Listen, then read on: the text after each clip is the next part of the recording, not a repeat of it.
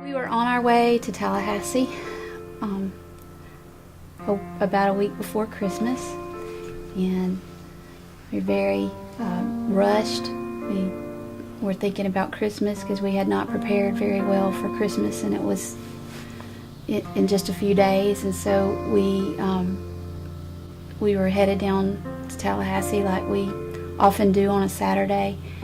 And when we got a few miles south of Wiggum, a truck swerved into our lane, and we had to leave the highway at an extremely high rate of speed.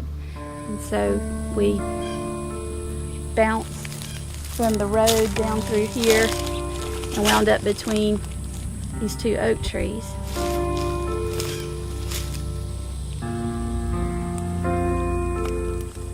And when we landed, nothing was the same. They had to put Mike on a backboard to try to immobilize him.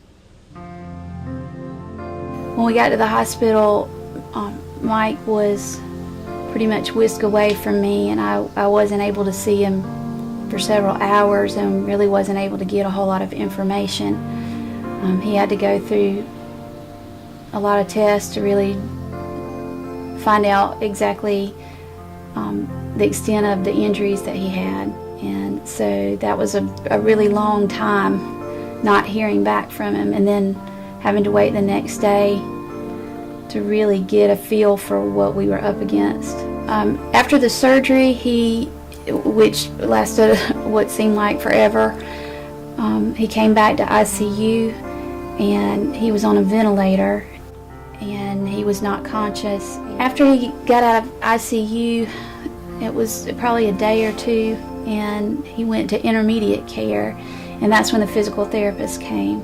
They asked how many steps that he would have to go up to get into the house, and he said that we had 3 steps to the door, and so that was kind of his measure, his ticket to get out of the hospital, was if he could walk up 3 steps.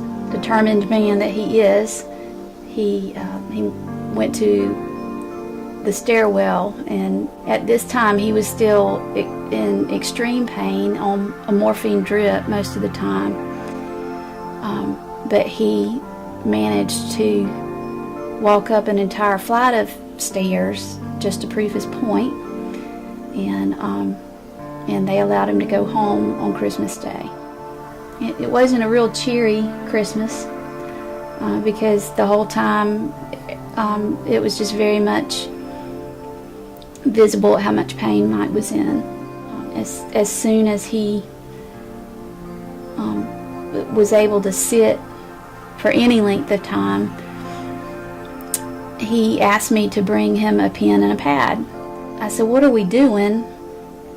And he said, we're writing our talk."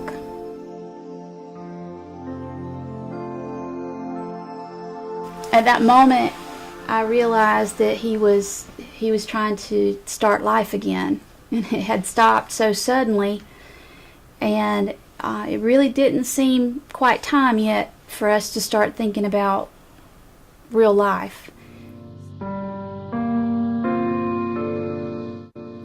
We've learned that we don't know what's coming, and some of it's bad and some of it's wonderful, and in the middle of it all, that God knows what's coming, and He knows what we need, and He's going to see that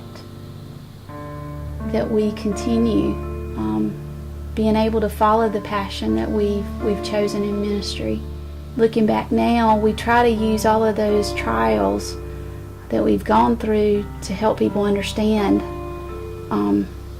that moving forward is really the only good option that you have. You can't just stop just because something bad happened to you.